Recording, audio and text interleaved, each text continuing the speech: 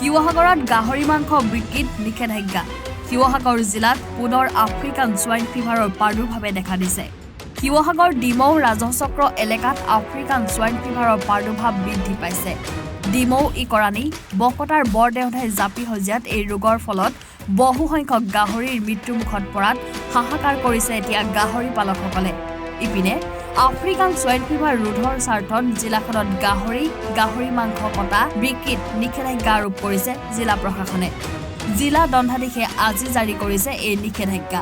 পৰৱৰ্তী নিৰ্দেশনা নিদিয়ালৈকে অব্যাহত থাকিব এই নিষেধাজ্ঞা।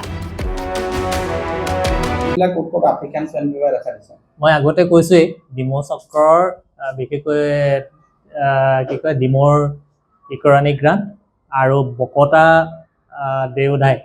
বৰদেউধাই গাঁৱৰ এইখিনিতে African swine fever virus laboratory টেষ্টত ডিটেক্ট হৈছে।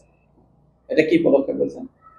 এতিয়া আমি SOP African swine fever SOP অনুসৰি যিটো শ্লটাৰ হ'ব, ইনফেক্টেড জোন আৰু ছাৰ্ভেইলেঞ্চ জোন অলৰেডি প্ৰশাসনৰ তৰফৰ পৰা ডিক্লেয়াৰ কৰা হৈছে।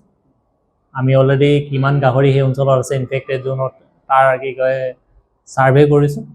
সেই অনুসৰি কালিৰ পৰা আমি কালিং যিটো অপাৰেশ্যন আৰম্ভ কৰিম। কি নিষিদ্ধ কৰাৰ কথা কৈছে? প্ৰশাসনে অলৰেডি এই সম্পৰ্কত নটিফিকেশ্যন জাৰি কৰিছে। সমগ্ৰ জিলাখনত অনাগত কিছুদিনলৈ কি হয় গাহৰি কিনা বেচা, মাংস কিনা বেচা বন্ধ থাকিব। কেতিয়ালৈকে?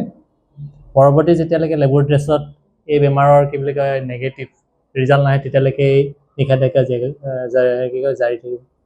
বেলেগ ৰাজ্যৰ পৰা অনাৰ ক্ষেত্ৰত বা বেলেগ বাহিৰৰ পৰা আমদানি ৰপ্তানি চব বন্ধ থাকিব ন, কাৰণ বেমাৰটো ইয়াৰ পৰা বাহিৰলৈ যাব পাৰে বা বাহিৰৰ পৰা আহিব পাৰে।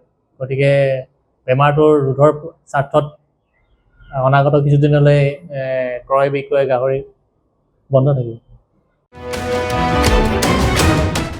শিৱসাগৰৰ পৰা মণি গগৈ ৰিপৰ্ট, এনি ভাৰত 24।